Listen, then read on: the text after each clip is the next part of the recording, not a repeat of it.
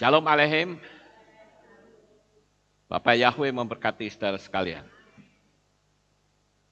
Malam hari ini Bapak Ibu saya akan menyampaikan satu materi yang saya beri tema menunggu sang mempelai pria datang. Saya yakin kita sebagai anak-anak Bapak Yahweh pasti sudah paham akan bahasa sandi ini, saudara. Siapa yang kita nantikan? Yesua sebagai mempelai pria kita. Nah, untuk itu kita dasari dulu ayat firman Tuhan ini, saudara-saudara, atau materi saya. Kita membaca di dalam kitab Matai atau kitab Matius pasal 25 ayat 5 sampai 7 dan 10. Saya bacakan untuk saudara. Demikianlah bunyinya. Dan ketika mempelai pria tertunda datang, mereka semua mengantuk, bahkan mulai tidur.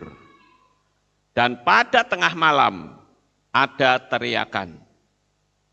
Lihat, mempelai pria datang. Keluarlah ke penyambutannya. Lalu terbangunlah semua gadis itu dan mereka mempersiapkan pelita mereka. Namun sementara mereka pergi untuk membeli, datanglah mempelai pria itu dan mereka yang siap masuk bersamanya ke dalam pesta perkawinan dan ditutuplah pintu itu. Sampai di sini pembacaan kita. Saudara, kalau kita melihat kondisi, keadaan, situasi dunia ini, tema ini sangat cocok untuk kita. Karena masa-masa kedatangan Yesua untuk yang kedua kali sudah sangat dekat sekali.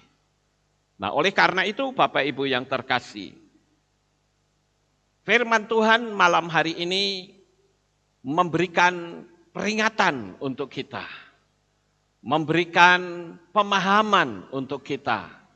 Semakin kita bersiap, semakin kita waspada, kita hati-hati, karena masa kedatangan Yesua sebagai mempelai pria kita sudah benar-benar ada di depan mata kita.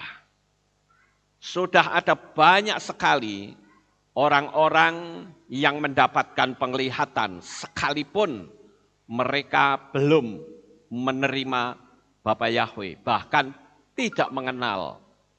Tetapi itu menjadi sebuah acuan bahwa dunia alam supranatural sudah memberikan warning kepada kita. Bahwa hidup kita itu sudah tidak lama tinggal di dunia ini. Apalagi kalau kita melihat dengan kondisi, situasi, keadaan yang ada di dunia ini sudah sama persis seperti apa yang kitab suci tulis. Nah, Bapak Ibu yang terkasih, mari kita akan mencoba untuk melihat secara kerohanian dari ayat-ayat ini. Ada hal yang cukup menarik yang perlu saya bahas pada malam hari ini, yaitu di sana diceritakan ada 10 anak dara. 10 anak dara itu sama-sama menanti sang mempelai itu datang. Nah, saya tak berhenti dulu di sini. Kalau kita bicara tentang mempelai itu datang akan menjemput siapa? Mempelai mempelai wanitanya atau mempelai yang sudah siap untuk masuk ke perjamuan kawin anak domba Elohim.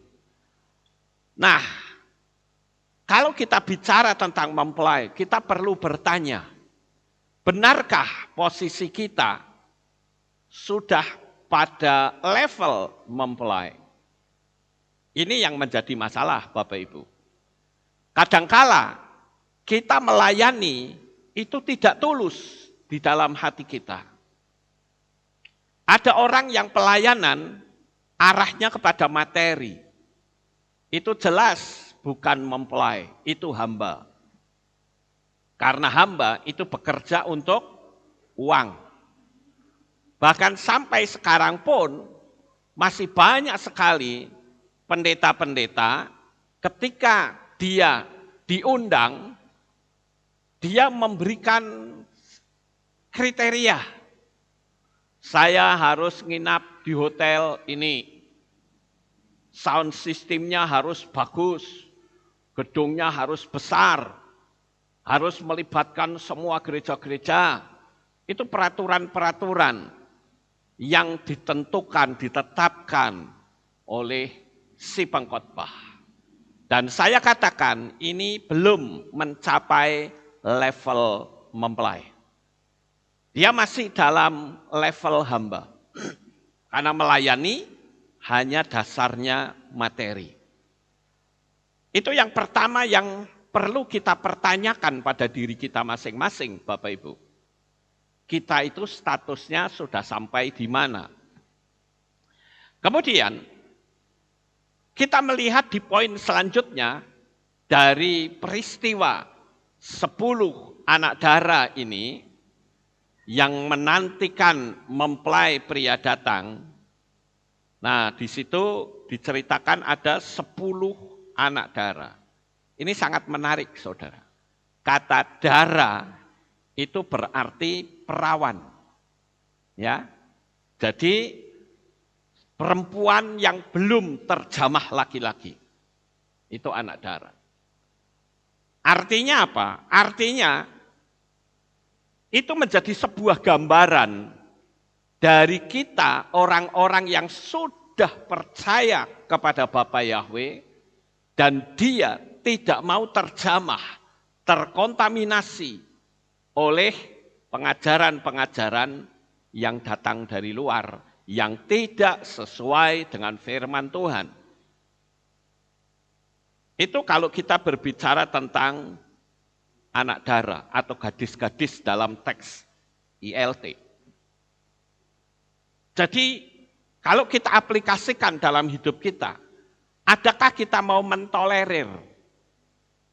Kita ikut-ikut kalau teman-temannya suruh penyembahan ke penyembahan yang bukan berasal dari Israel, ya kita ikut-ikut.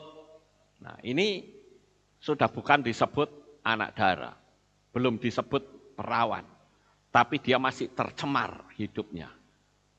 Atau kita memiliki kehidupan yang tidak sesuai dengan iman yang kita miliki.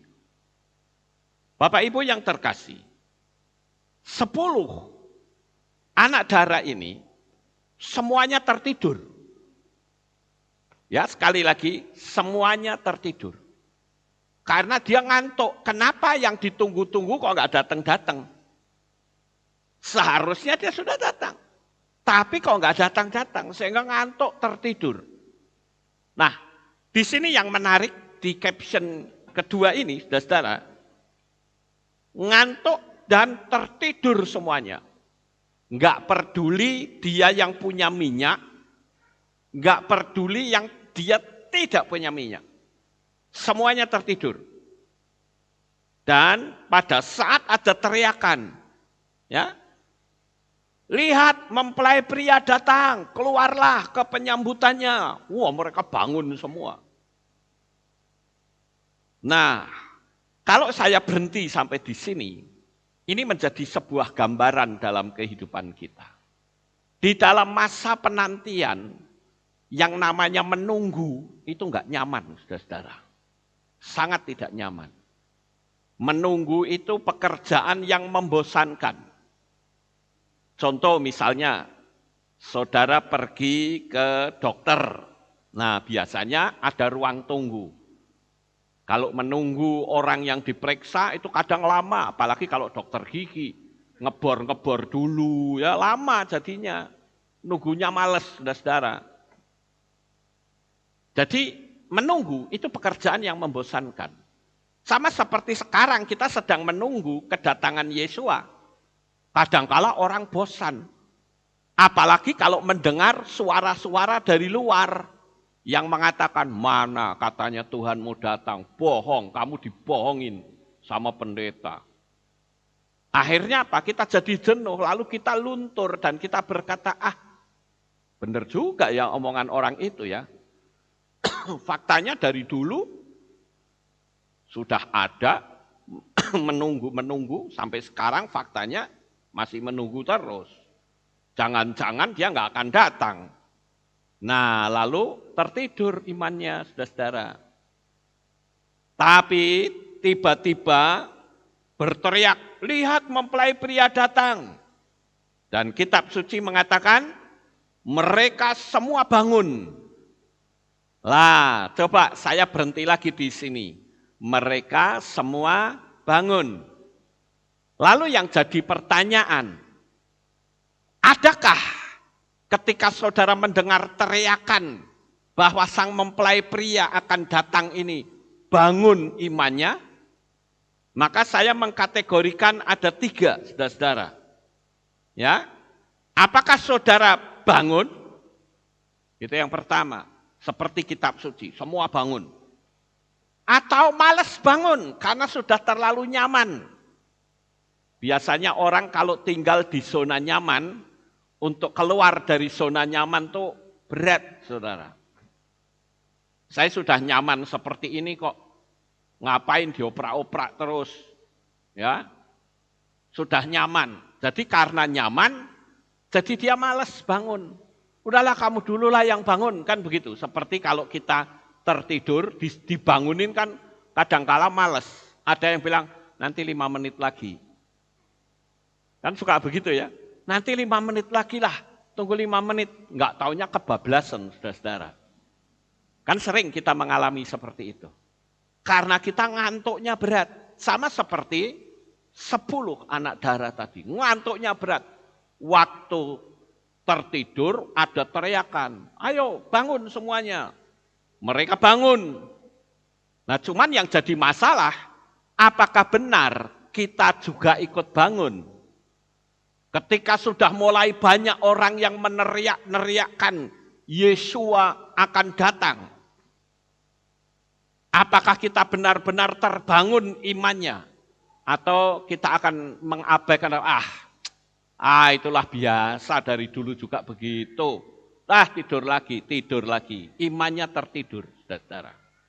Ingat, kita sekarang sedang mendapatkan jaminan keselamatan. Ya, ini masalah selamat tidaknya kita, surga atau neraka kita loh, saudara. Karena saya meyakini sampai detik ini dan sampai saya mati, di atas muka bumi ini, tidak ada juru selamat selain Bapa Yahweh, yang telah turun ke dalam dunia dalam wujud manusia, yaitu Yeshua HaMashiach. Karena Bapak Yahweh sendiri yang mengatakan bahwa tidak ada juru selamat selain aku. Nah, Bapak Ibu saudaraku yang terkasih, masih mending kalau semua ikut bangun. Saudara bangun, yang ada di belahan dunia manapun, yang masih setia mengikuti streaming saya, saudara juga bangun. Ya, nah sekarang yang menjadi pertanyaan, apakah kita benar-benar bangun atau kita bablas tidur? Bahkan enggak tidur, pingsan malahan, saudara. Saking nyamannya pingsan. Ayo, ini ngeri loh, saudara-saudara. Atau bahkan yang lebih parah, mati, saudara. Imannya mati, sudah enggak bisa bergerak lagi. Mau diobrak-obrak gabyur banyu ya tetap enggak bangun. Karena mati imannya, saudara-saudara. Ini mengerikan. Kalau sampai kita diobrak-obrak tetap nggak bisa bangun, ya sudah. Jangan salahkan Tuhan, saudara. Ketika dia datang, kita ketinggalan. Ingat, di dalam iman kita, hanya ada di dalam iman kita, yang menantikan sang mempelai pria datang di awan-awan. Di agama manapun tidak ada, saudara-saudara. Hanya di iman kita. Dan saya beritahu, dia tidak lama lagi akan datang. Bahkan lebih cepat dari apa yang bisa kita perkirakan. Dulu saya khotbah teriak-teriak, saya katakan, saudara mesti sungguh-sungguh akan terjadi kegoncangan ekonomi. Banyak orang yang nggak percaya. Dan akhirnya benar-benar sekarang ekonomi tergoncang di seluruh dunia. Kitab Bible Code ya, kode kitab suci sudah menceritakan banyak hal di situ. Bahwa Yesua akan datang. Sekalipun orang-orang Israel, orang-orang Yahudi masih banyak yang belum percaya. Tapi saya bersyukur saat ini banyak orang Yahudi yang sudah mulai percaya. Nah, Bapak Ibu yang terkasih, oleh karena itu, apa yang harus kita lakukan? Nah, ini yang penting, saudara. Kalau menurut saya, kita jangan sampai berpikir, aku di agama ini juga aman kok, aku damai kok. Saya kasih tahu Bapak Ibu, bahkan saudara-saudara yang ada di belahan dunia manapun yang masih ngikutin saya, ada banyak sekali saya mendapatkan WA. Orang-orang yang tadinya percaya Bapak Yahweh sekarang meninggalkannya. Bahkan kembali ke kepercayaan yang lama. Saya beritahu, di sana tidak ada jaminan keselamatan. Hanya di dalam Bapa Yahweh dan Yeshua HaMashiach. Tetapi kadangkala orang berkata begini, loh tapi aku damai-damai saja kok. Jadi indikator mereka itu kedamaian. Saya katakan, dunia bisa kasih damai enggak? Bisa? Bisa. Saya bacakan ya Bapak Ibu. Di dalam kitab Yohanan atau Yohanes 14 ayat 27, saya bacakan untuk saudara. Aku meninggalkan damai sejahtera bagimu. Aku memberikan damai sejahteraku kepadamu. Bukan seperti yang dunia berikan. Aku memberikannya kepadamu. Jangan biarkan hatimu digelisahkan dan jangan biarkan dia takut. Jadi, damai sejahtera itu dunia juga bisa memberi. Bentuknya sama, mirip. Tetapi jelas yang namanya aspal, asli tapi palsu, pasti ketahuan, saudara. Nah, saya akan tunjukkan kepada saudara tentang damai yang sesungguhnya. Atau true peace, ya. Damai yang sesungguhnya.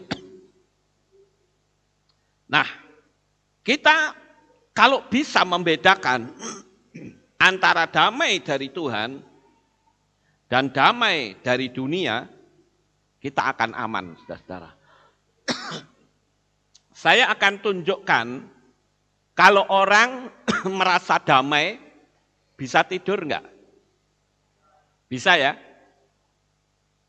Saya tunjukkan satu pengalaman dari seorang nabi. Nabi Yonah atau Nabi Yunus, saudara. Nabi Yunus itu adalah nabi di mana dia diperintahkan Bapa Yahweh untuk memberitahu orang-orang di Niniwe. Karena kitab suci mengatakan orang Niniwe itu jahatnya luar biasa. Saya sudah ceritakan beberapa waktu yang lalu. Hal yang paling ditakutkan bagi orang Niniwe adalah kalau hukuman mati. Itu tangannya ditarik sama kakinya, diikat bersama, ya orangnya ditidurkan. Kemudian di sana dikasih kereta kuda, di sana kasih kereta kuda. Kudanya ada 5 atau 6, kemudian disabet bareng-bareng, ceduer. itu tubuh bisa robek terbelah jadi dua. Ya, saudara bisa bayangkan kalau melihat peristiwa seperti itu. Makanya Yunus ketika diperintahkan Bapak Yahweh untuk ngomong sama rajanya, mikir saudara, sebagai manusia takut. Lah ya nek rajane percaya, lah kalau tidak, lah saya dihukum mati, lah. Tubuh saya robek jadi dua. Sehingga dia lari. Pergi kemana? Ke Tarsis, saudara. Ya, dia beli tiket kapal di Yafo, kemudian pergi ke Tarsis. Dan saudara lihat, saat dia pergi ke Tarsis, apa yang dilakukan oleh Yunus? Dia tidur, saudara-saudara. Oh, damai bukan? Dia bisa tidur loh. Damai kan? Ya. Itu yang saya bilang damai yang palsu. Damai yang dunia berikan. Jadi saya katakan dunia juga bisa kasih damai. Hati-hati, damai yang mana dulu? Wong melanggar firman kok damai. Nah itu kan jelas salah, saudara. Maka saya katakan Yunus itu tidur dalam damai yang palsu. Ayo kita coba tanya. Saya berkali-kali memberitahu. Jikalau dalam 1 minggu engkau santai, tidak bisa ibadah, dan hatimu tenang, engkau sedang bermasalah dengan Tuhan. Paham kata-kata saya? Coba kita buktikan dengan logika. Kalau saudara besok ke rumah jemaat, kenapa kok kamu enggak ibadah? Ge okeh bebane. Orang Magelang kan kalau ngomong gitu, ge okeh bebane. Tapi enggak usah khawatir Pak Lukas, saya juga di rumah juga berdoa. Wah saya bombong ya saudara, oh ya wis enggak apa-apa wis, di rumah saja wis. Ya di rumah ya berdoa kok. Lah sekarang nek seluruh jemaat modelnya kayak begini, nggak akan ada kehilat, saudara. Betul nggak saya ngomong ini? Ya, ayo semua jemaat bila perlu diumumkan, mulai besok doa sendiri-sendiri di rumah, nggak perlu kita bangun kehilat. Kita bangun kehilat itu ditakuti loh oleh setan, saudara-saudara. Karena kalau wadahnya besar, penampungannya besar, Bapak Yahweh akan kirim jiwa-jiwa yang banyak. Tapi kalau model jemaatnya berkata, aku nggak bisa, ya, kecuali sakit, nah itu lain masalah. Kalau saudara nggak sakit, saya khawatir. Ini bisa-bisa seperti Yunus. Damai palsu. Makanya ada indikator sebetulnya. Indikator damai itu ada loh kalau kita mau ngerti. Indikatornya adalah teriakan hati nurani yang murni. Tiap manusia itu punya hati nurani yang murni. Ya. Kalau hati nurani yang murni berkata, kan suka orang dengar khotbah kan, ada suara di dalam, tuh dengerin tuh, kamu salah tuh.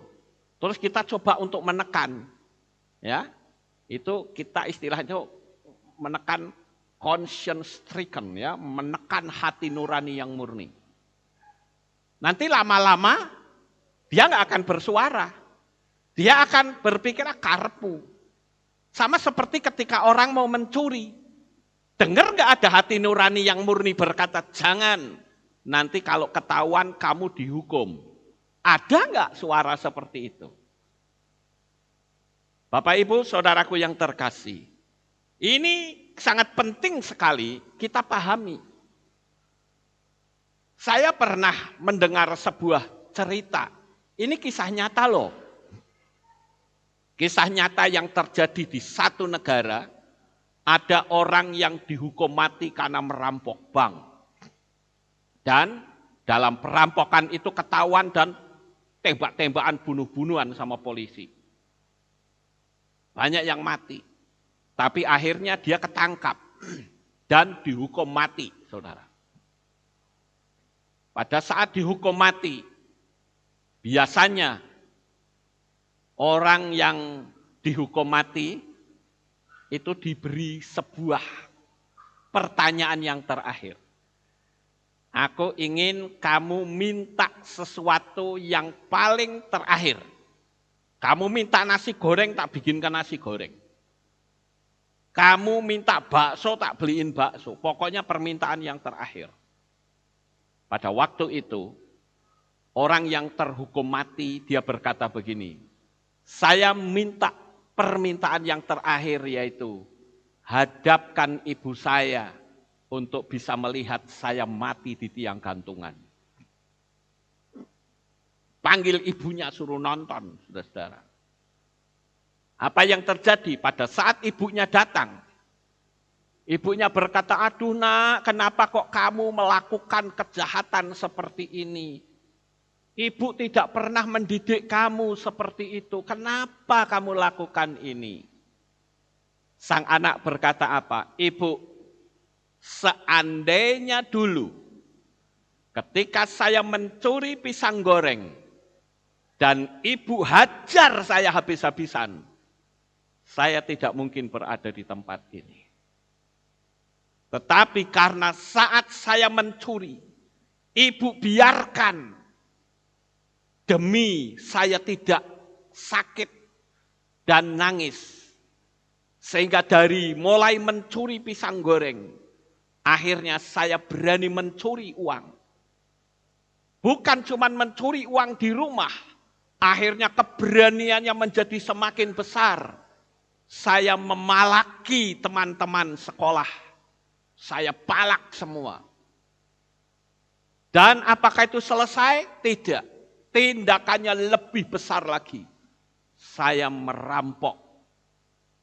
Dan terjadilah seperti sekarang. Jadi kalau begitu saudara, kesalahan kecil kalau dibiarkan akan menjadi semakin besar. Saya jadi ingat peristiwa yang terjadi pada waktu Yosua menghancurkan Yeriko. Tetapi ada 3 kota yang dibiarkan. Gaza, Asdod, dan satunya lagi, apa? Gaza, Asdod, satu lagi saya agak lupa. Ada 3 tempat yang ditinggali oleh Yosua. Tapi di 3 tempat itu akhirnya menimbulkan masalah besar. Sampai munculnya Goliat, Bapak Ibu. Jadi hal-hal yang kecil, kalau dibiarkan, dia akan menjadi besar. Akan menghimpun kekuatan. Nah, itulah sebabnya. Kalau kita tidak segera bangkit dan berkata, aku harus kalahkan dagingku ini. Jikalau aku malas-malasan dalam beribadah, aku taklukkan dagingku ini. Maka daging kita pasti akan kalah. Dan kita akan menang. Dan itu damai yang sesungguhnya. Saya pernah berkisah juga bercerita tentang perlombaan melukis. Ada orang yang membuat sayembara melukis.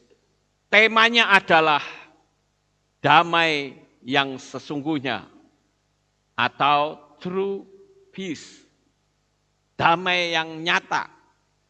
Wah, orang-orang mulai pada melukis. Dan ternyata lukisan yang menang adalah lukisan yang seperti ini, saudara.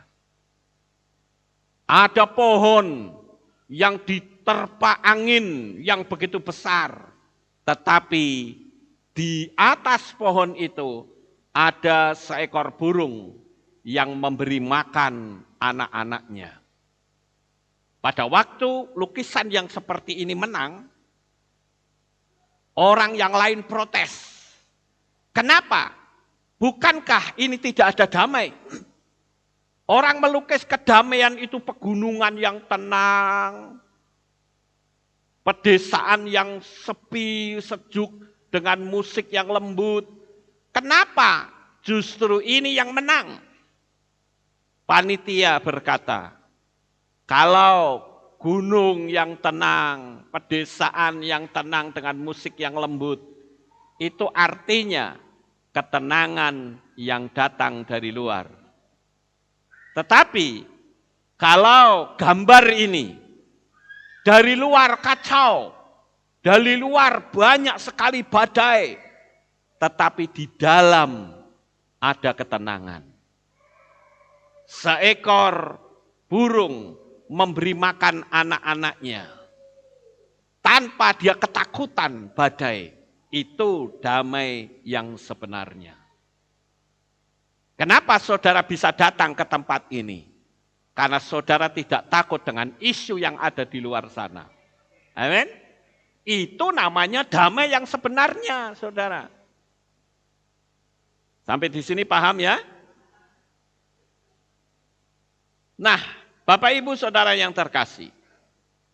Oleh karena itu, jikalau saya tunjukkan damai sejahtera yang berasal dari Tuhan, itu kita perlu mendengar suara hati nurani. Karena yang bisa menjawab damai itu benar damai itu dari Tuhan atau tidak, itu dari hati nurani sendiri yang dicocokkan dengan firman Tuhan. Jadi yang bisa menjawab adalah hati nurani. Saya percaya semua orang memiliki hati nurani yang masih terus hidup dan menegur kita sampai kita mati. Cuman masalahnya kalau kita terus ditegur dan kita tolak terus, akhirnya kita jadi tuli dengan teriakan hati nurani. Hal yang paling gampang adalah, ini yang sering kali saya tangani. Orang-orang yang berusaha untuk melakukan hukum loa tetapi gagal. Ternyata setelah saya telusuri, saya pelajari dari kasus per kasus, saya menemukan ada dua. Yang pertama adalah di dalam diri orang itu masih mudah emosi. Bukan cuma emosi, tetapi ada energi negatif, yaitu kecewa dengan orang lain, marah dengan orang lain, atau bahkan marah dengan sekitarnya. Itu sudah energi negatif yang akan menggrounding mujizat-mujizat yang seharusnya datang kepada kita. Nah, Bapak Ibu yang terkasih, itu yang pertama. Dan yang kedua adalah, sekalipun kita tenang, seolah-olah tidak ada masalah, tetapi kalau kita mau tanya sama hati nurani, maka hati nurani itu akan berkata, kamu belum memiliki pengampunan. Tadi ketika saya merenung, saya diberitahu oleh Tuhan. Roh Kudus berkata bahwa ketika kita tidak bisa mengampuni, sebenarnya kita sedang melukai diri sendiri. Sebetulnya mengampuni itu gampang, tinggal melepaskan saja pengampunan. Sama seperti kita membuka keran air. Kita lepaskan pengampunan. Kenapa kita sulit melepaskan pengampunan? Karena kita menganggap ketika kita mengampuni orang yang telah melukai kita, kita menganggap kita ada di bawah mereka. Itu kekeliruan besar. Justru sebaliknya ketika kita bisa mengampuni, disitulah sebetulnya kita berada di atas angin, di atas orang yang kita ampuni. Dan pintu-pintu mujizat, pintu-pintu berkat terbuka lebar untuk kita. Bapak Ibu Saudara yang terkasih, Yang kedua, benarkah kita bisa mengampuni ketika kita ketemu dengan orang yang membenci kita? Bisakah kita tersenyum kepada orang itu? Atau kita buang muka? Sudah kelihatan. Ayo, kalau ada orang yang hatinya masih belum mengampuni, kalau ketemu sama orang yang pernah membenci dia, melengos enggak saudara? Melengos mesti kayak gitu. Ya. Tadinya enggak ada apa-apa, begitu orang itu lewat pura-pura, apakah pura-pura pegang HP, atau melengos ke sana, itu sebetulnya adalah damai yang palsu. Bagaimana kita bisa punya keinginan untuk masuk ke Syamaim, kalau kita sendiri tidak bisa memberikan perdamaian atas diri kita sendiri? Saya kalau ketemu orang yang membenci saya nggak akan pelengos, tak parani, tak jek salaman malah, saudara. Coba lihat, pernah ada orang begitu ketemu tak pelengosi gitu?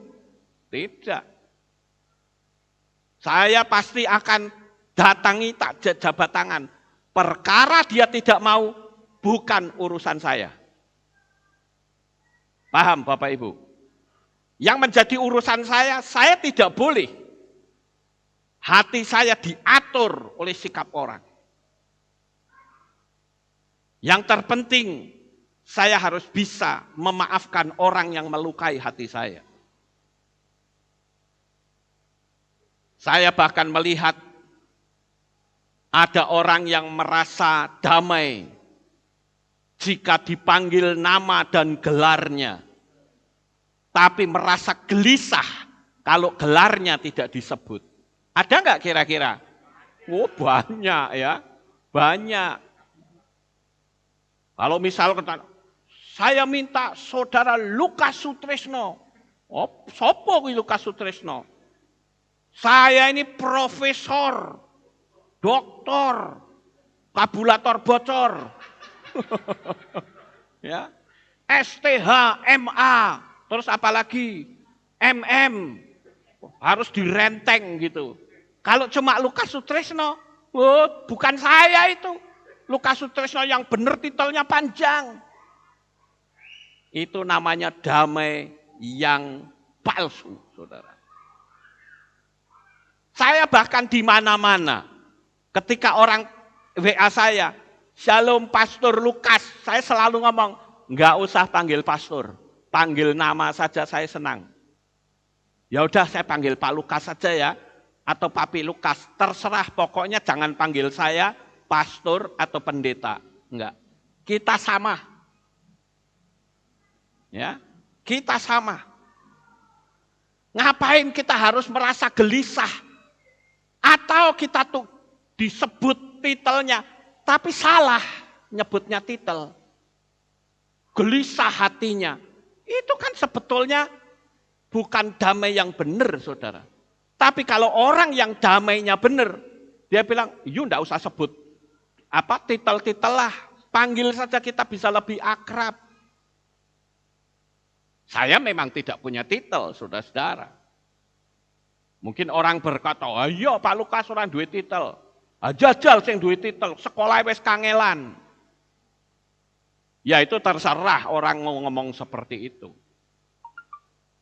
Tapi saya secara hukum, hukum pemerintahan, hukum ini, saya titelnya pendeta. Tapi saya nggak mau panggil seperti itu. Dipanggil pastor pun nggak mau. Ada orang yang ketika nggak dipanggil pastor, ngamuknya luar biasa sekali. Saya panggil aja, mau panggil Papi Lukas boleh, mau panggil Lukas saja boleh, mau panggil Pak Lukas boleh, Dek Lukas boleh, Nak Lukas boleh, bebas. Yang penting kita bisa akrab gitu loh.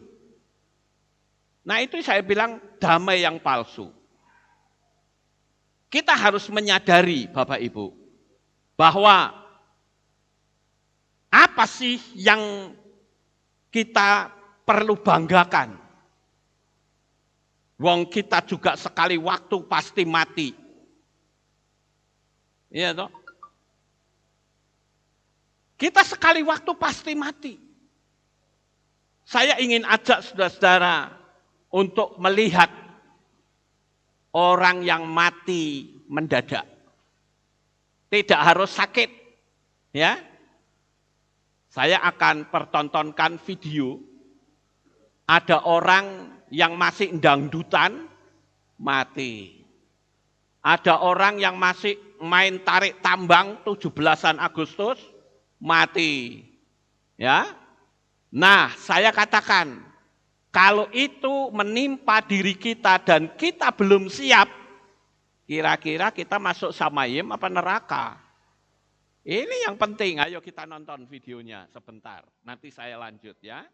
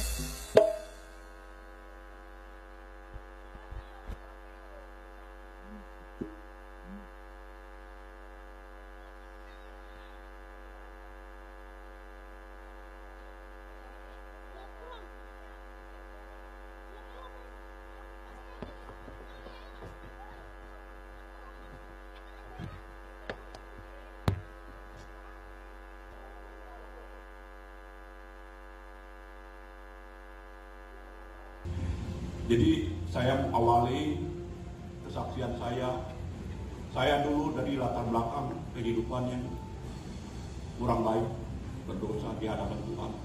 Karena waktu itu saya masih muda, masih pegang duit, istilahnya punya kedudukan kerja cukup lumayan dalam sebuah bank, yaitu jadi pimpinan dalam satu cabang.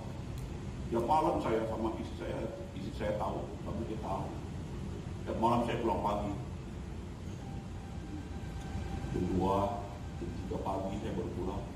Jam 7, jam 8 saya berangkat lagi kerja. Begitu terus, merokok, apa, teman. Kurang, nggak betul semua lah. Singkat cerita,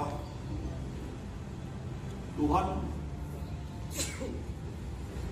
pikir kehidupan saya udah lalu amburadul. Bisa ada satu kejadian yang saya ingat sampai seumur hidup saya, yaitu bulan Mei.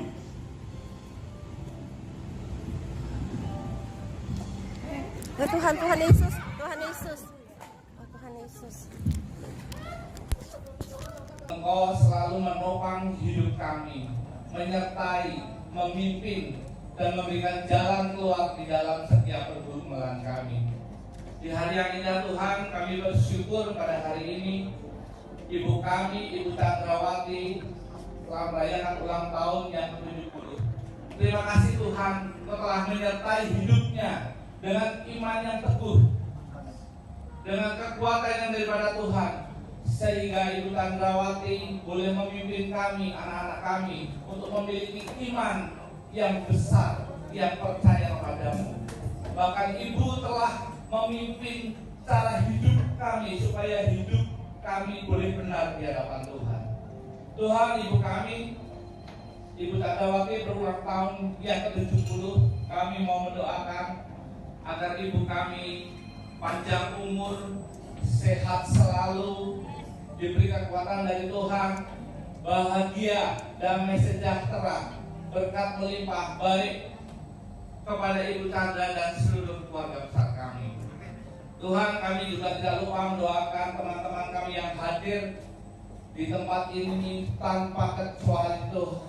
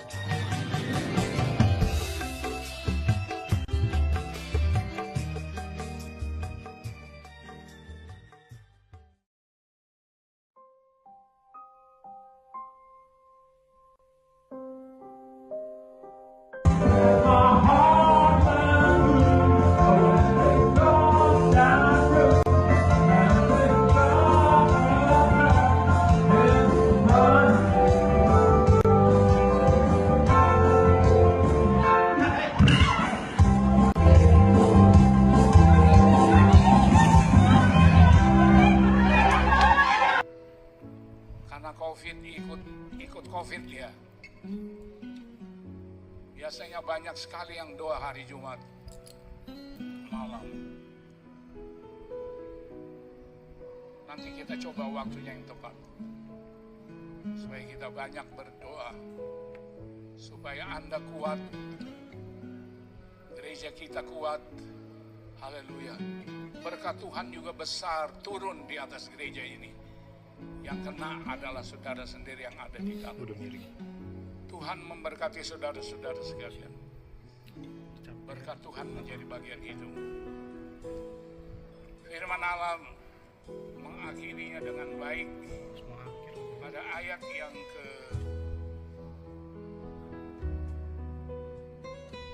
kalau naik ke atas gitu.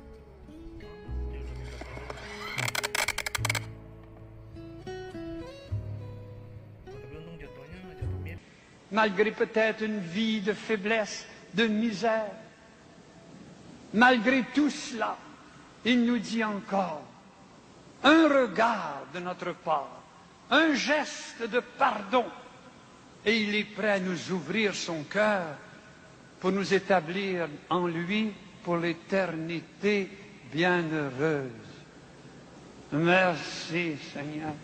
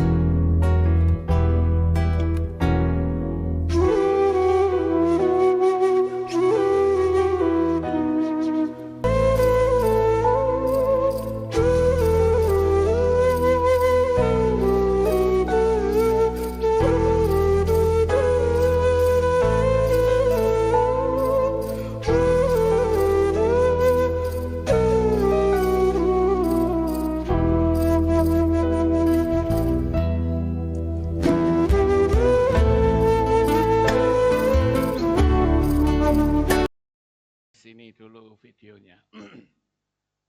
Saudara lihat, kematian seseorang bisa datang setiap waktu. Ketika malaikat maut sudah datang, nggak ada yang bisa menunda-nunda, saudara-saudara. Makanya kadang orang tidak pernah berpikir bahwa kematian itu sewaktu-waktu bisa datang secara mendadak. Mungkin kita berpikir, oh aku masih muda, masih kuat. Saya dulu pernah punya teman main pesawat radio. Ya, saya pernah cerita bahwa saya punya call sign dulu di pesawat 11 meter. Juliet Zulu 11 Delta Bravo Nancy. Itu call sign saya. Dan saudara tahu, saya pakai untuk pemberitaan Injil. Ada teman saya yang saya injili. Dia bukan orang Kristen. Saya ceritain tentang Yeshua.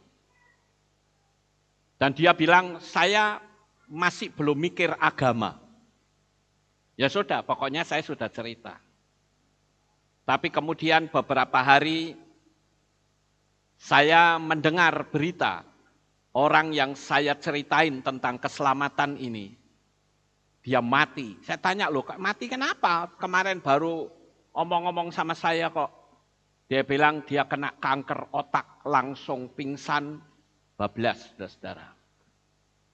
Saya juga pernah ngalamin loh, nyaris mati. Saudara masih ingat gak dulu? Waktu puji-pujian saya di situ sudah roboh, bruk gitu. Rizko sudah sampai sini belum? Belum ya? Dulu waktu puji-pujian rame, saya di situ jatuh pingsan, bak gitu. Terus saya dibawa ke pastori. Setelah sampai di pastori, ya, saya siuman kembali. Sementara yang mimpin pujian kalau tidak salah saudara Theo.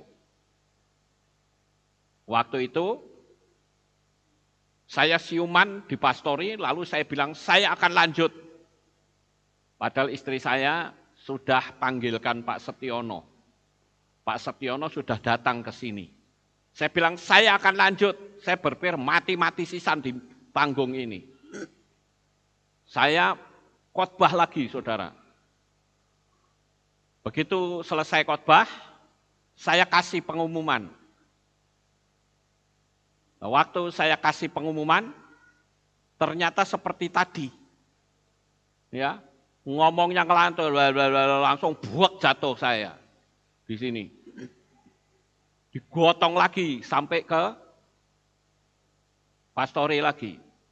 Dan anehnya pada waktu itu ditolongin sama dokter Diana. Kebetulan dia jemaat kita di sini. Ambilkan oksigen. Anehnya oksigennya nggak bisa jalan, saudara-saudara.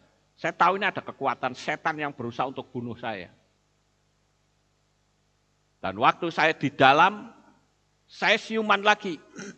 Saya dibujuk suruh ke rumah sakit. Saya bilang tidak. Saya nggak mau ke rumah sakit. Terus akhirnya dokter Diana agak memaksa saya. Dia bilang, papi harus berangkat ke rumah sakit. Enggak, kita cuman cek saja. Ya wes, cuman cek ya. Cuman periksa saja, nanti saya pulang. Ya. Kalau saya tidak mau, saya berpikir, wah wes ditolongi kok ya ndablek gitu loh. Ya wes, saya mau. Tapi ternyata sampai di jalan dekat Darmas itu pingsan lagi, saudara. 3 kali saya pingsan. Begitu saya siuman, ternyata saya di ruang ICU. Di Rumah Sakit Harapan. Saya berpikir harusnya hari itu saya bablas. Tapi mungkin malaikat mautnya telat datangnya. Jadi enggak bisa ambil saya. Enggak jadi, saudara. Atau mungkin setan berusaha untuk membunuh saya dan malaikat maut bilang, jangan, tunggu dulu, ini belum selesai tugasnya. Itu juga bisa, saya enggak tahu.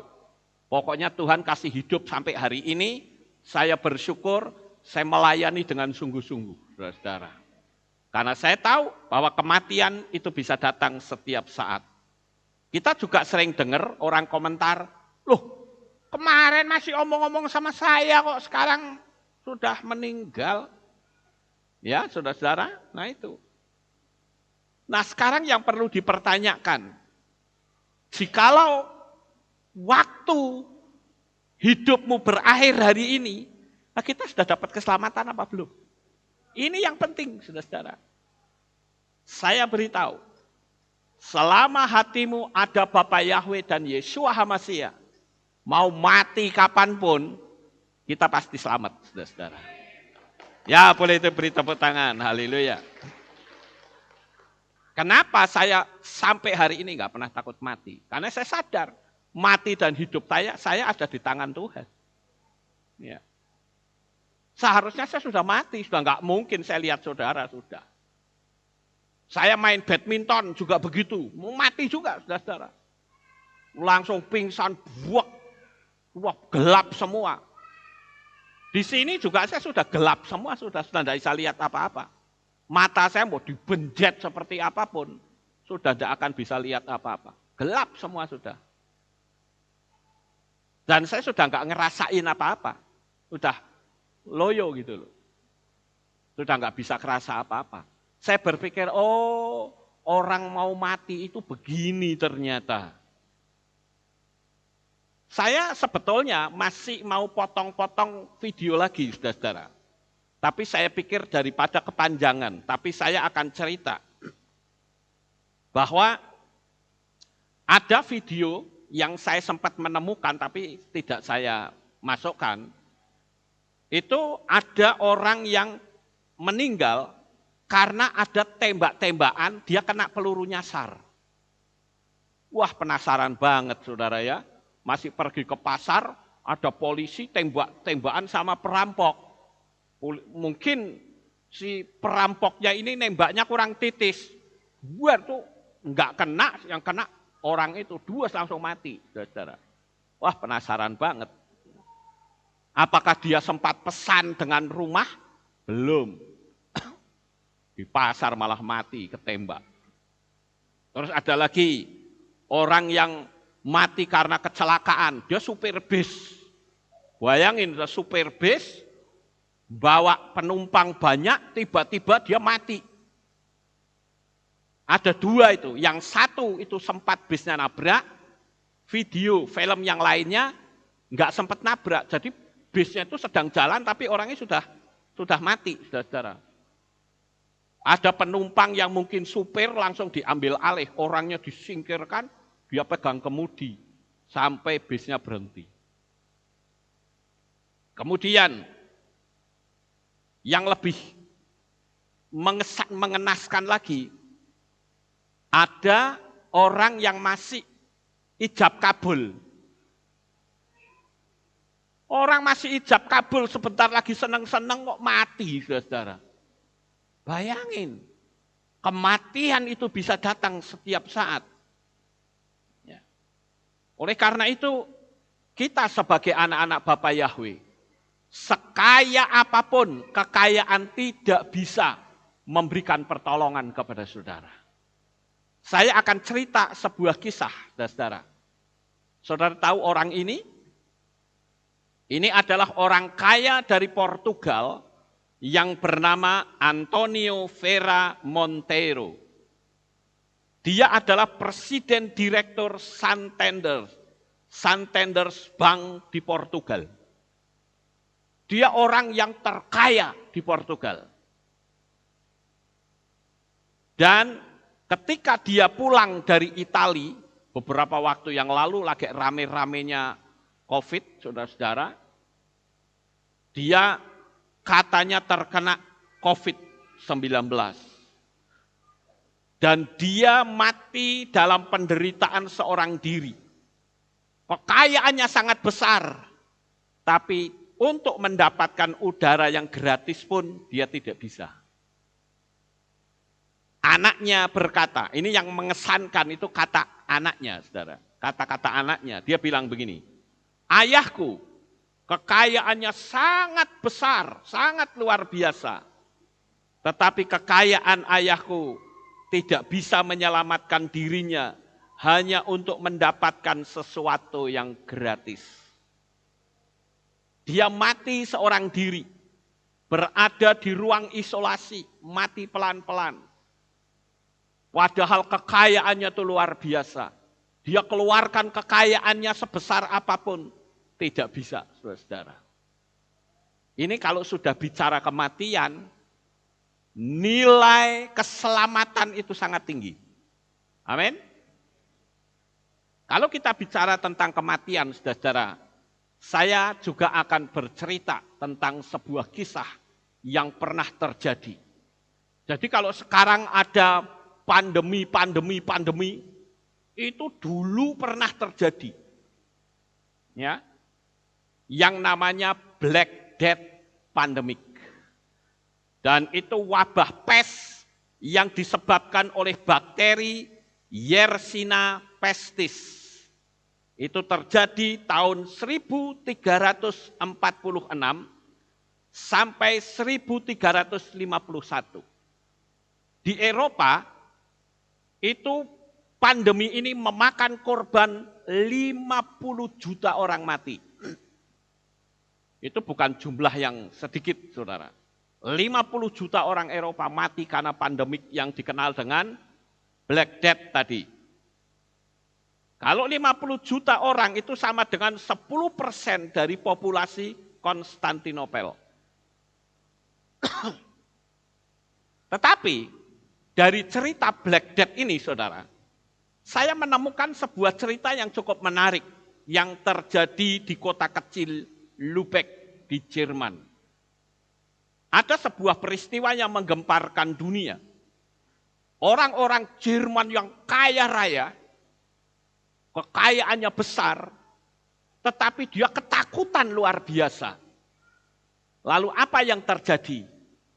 Orang-orang kaya ini membawa kekayaannya, ada emas, ada giwang, ada gelang, ya, ada emas batangan. Mereka pergi kemana? Ke rumah ibadah, saudara. Mereka pergi ke rumah ibadah. Bahkan mereka membawa uang sampai gepok-gepokan. Banyak sekali. Lalu rombongan orang-orang kaya itu datang, gereja takut, saudara. Waduh, ada orang datang ke sini, tutup. Pintu gerejanya ditutup, saudara. Pintu gerbangnya seperti di depan, itu kan ada pintu gerbang ditutup. Dan apa yang dilakukan oleh orang-orang kaya yang membawa kekayaannya itu duitnya dilempar-lemparkan ke dalam gereja.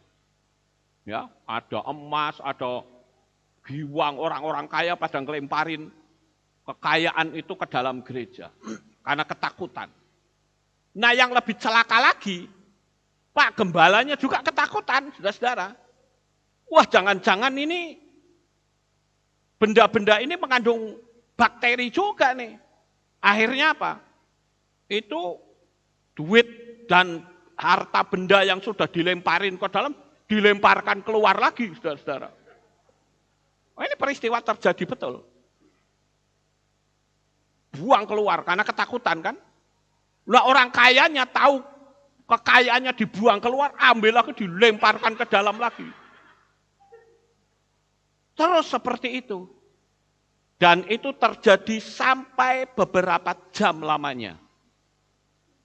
Orang kayanya tidak mau pegang harta, pendetanya ketakutan kalau itu ada virusnya, ada bakterinya.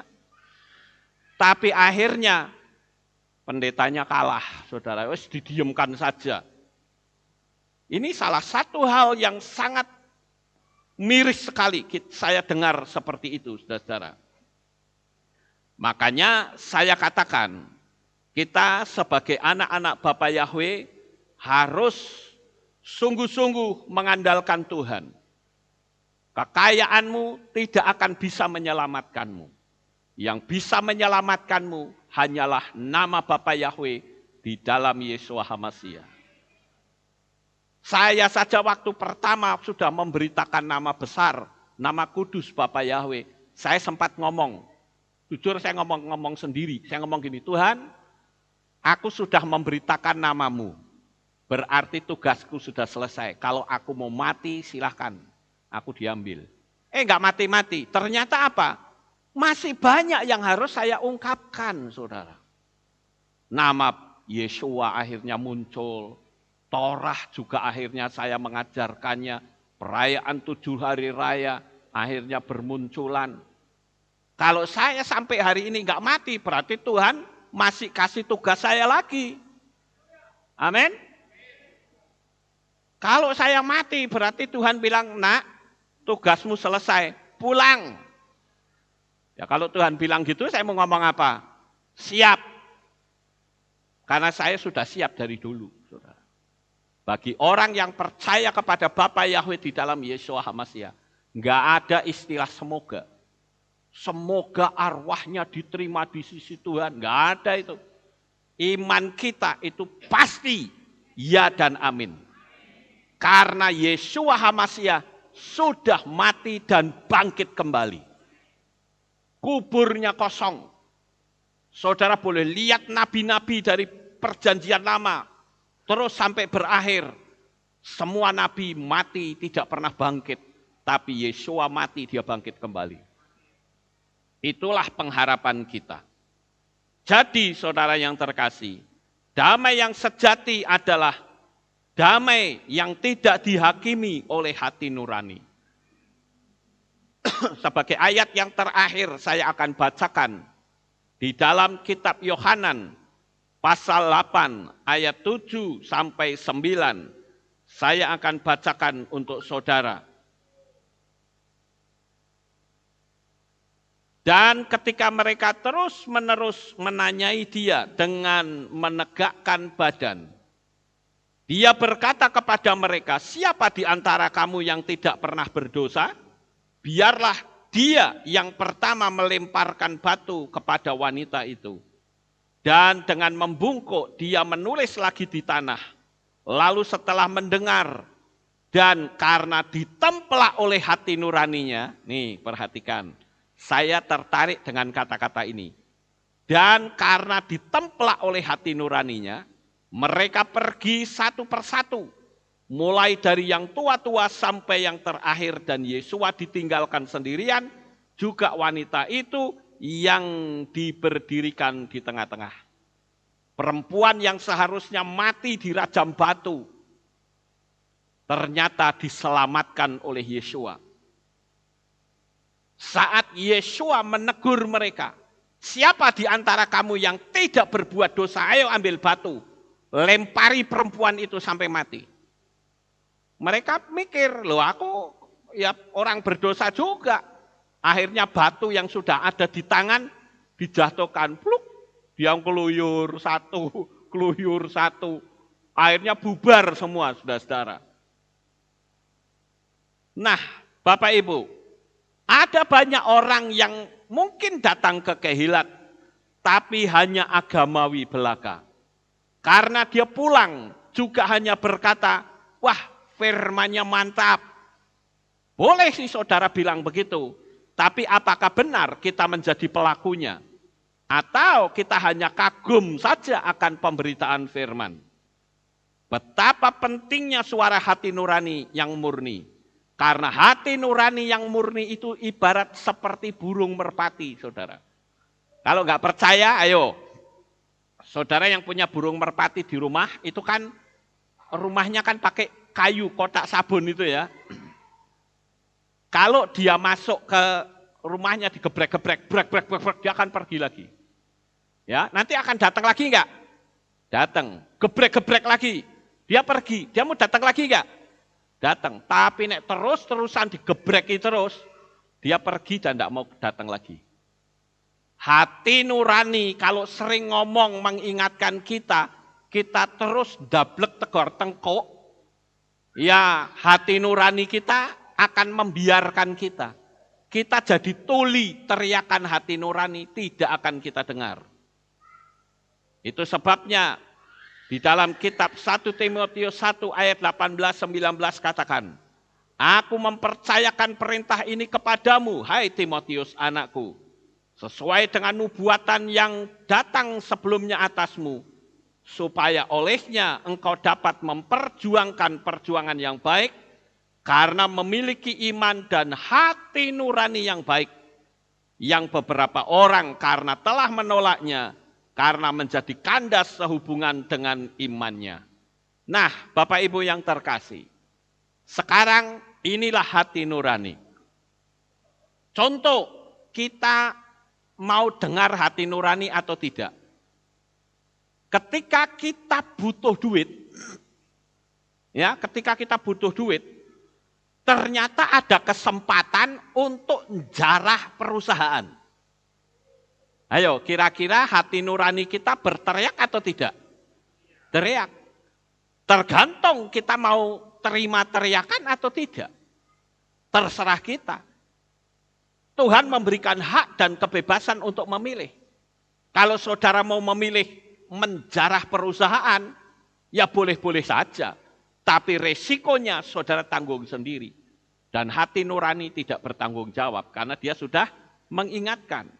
Kalau saudara sekolah saat ujian dan saudara mau ngepek, suara hati nurani bunyi atau tidak? Bunyi. Dia bilang, jangan, kamu harus jujur. Ya.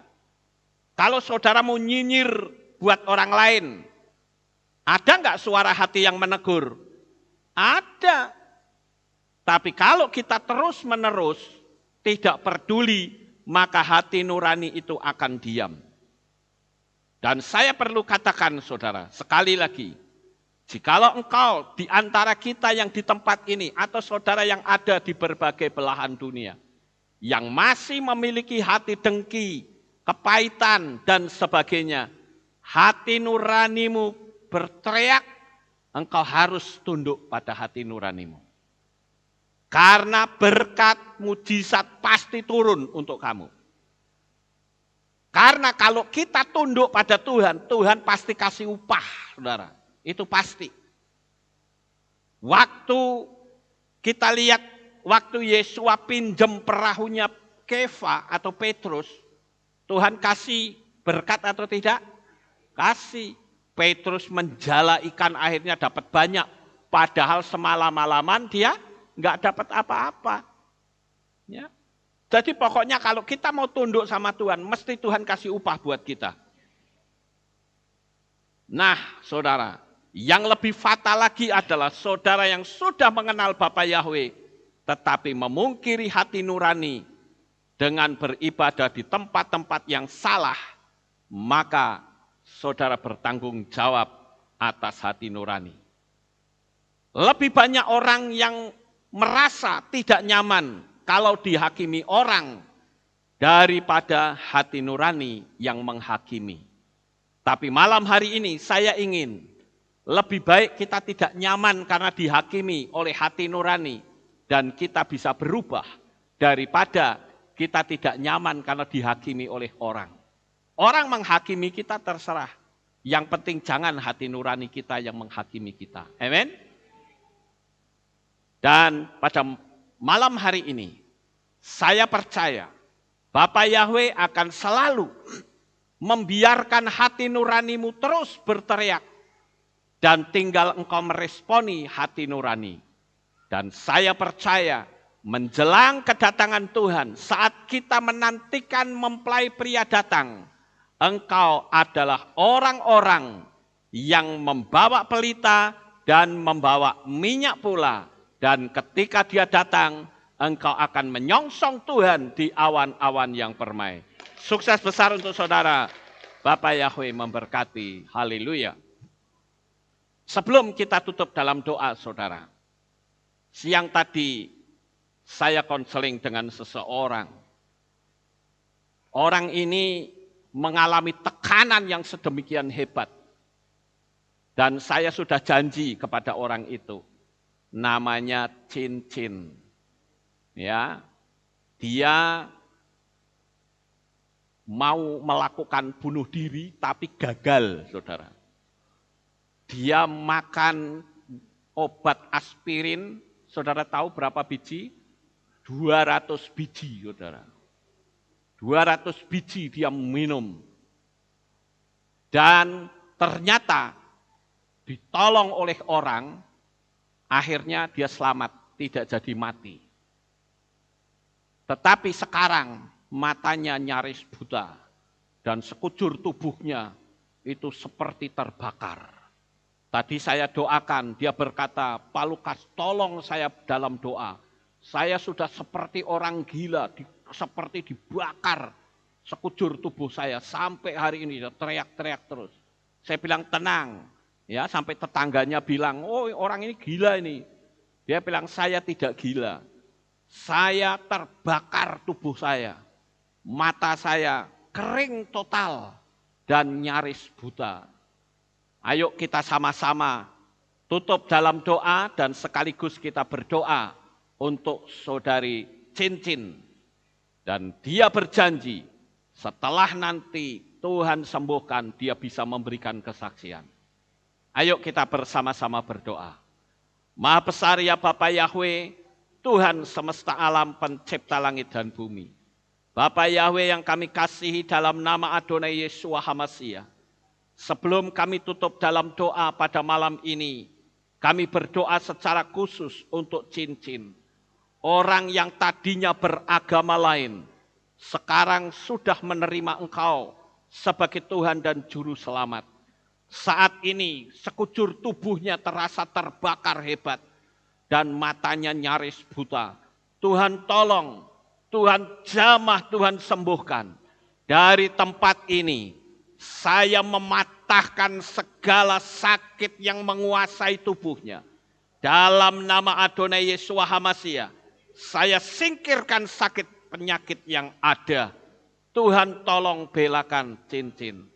Supaya Bapa Yahweh memberikan kesehatan yang sempurna.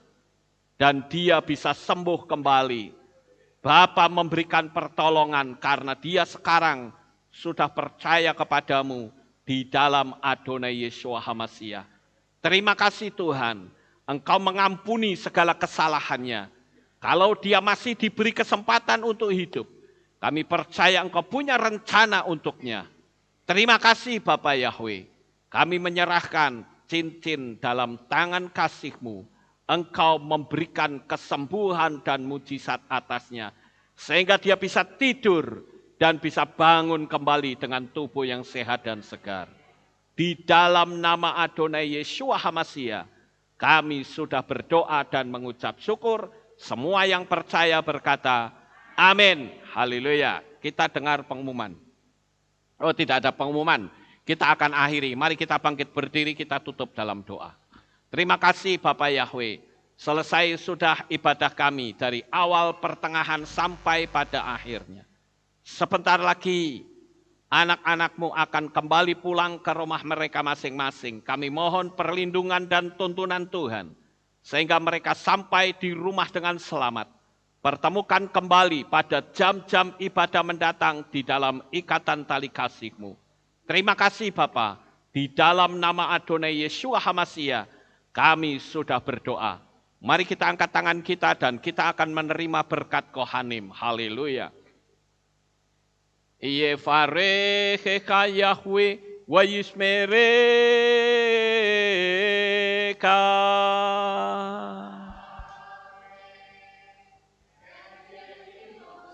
Yair Yahweh panau eleka wechuneka.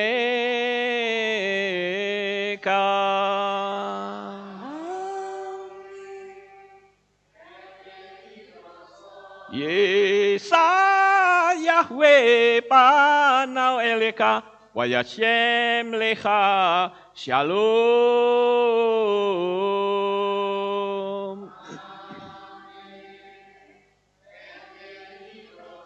Baruk atabair ufaruk atabasade. Engkau akan diberkati di kota dan kau akan diberkati di ladang. Baruk peripitne kau friat matka ufri fahem teka shekar ala peka wa esterot soneka. Diberkatilah buah kandunganmu, diberkati hasil bumimu, diberkati hasil ternakmu, anak-anak lembumu dan anak-anak dombamu. Baruk tan akau misyar teka, diberkatilah bakulmu dan tempat adonanmu. Baruk ata boboy, kau faruk ata betseteka, dan kau akan diberkati pada waktu kau masuk, dan kau akan diberkati pada waktu kau keluar. Baruk ata Yahweh Elohenu melek haolam, besem Yeshua HaMashiach waruah hakodes kile olam faed. Kami sudah berdoa dan mengucap syukur.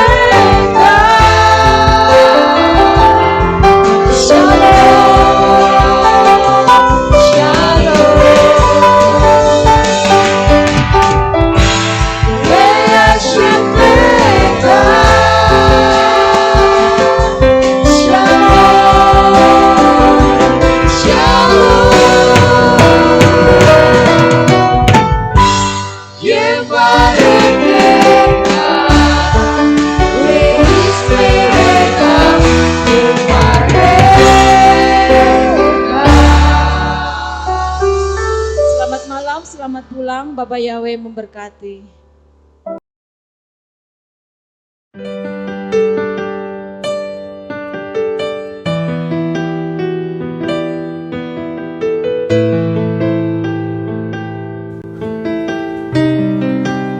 Segala pujian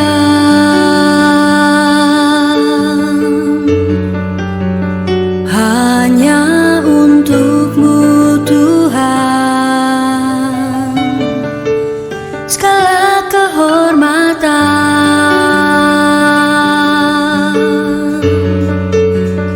juga punya-Mu Tuhan.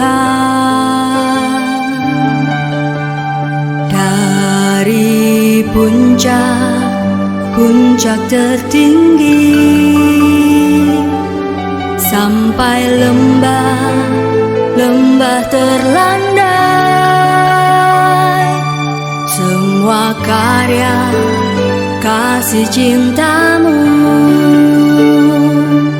sujud menyembah Sang Maha Pencipta.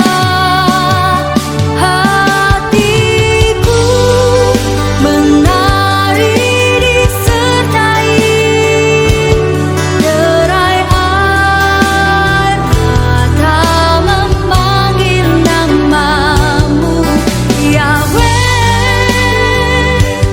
Tuhan. Segala kemuliaan hanya bagimu.